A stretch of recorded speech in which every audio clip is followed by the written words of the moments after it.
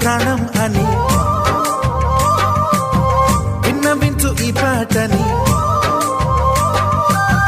నువ్వు నా ప్రాణమని విన్నవించు ఈ పాటని. ఎక్కడో దూరానున్నా చుక్కలే విన్నా గాని కదిలించలేదా కాస్త కూడా నీ మనసుని. పరదాలు దాటి ఒక్కసారి పలకరించవేమి. అందరినీ ఇలా వెంటపడి అడగాల సరదాగా నువ్వే ఎదురైతే సరిపోదా. నిద్రపోతున్న రాత్రి నడిగా గుడికి చేరిన గువ్వల నడిగా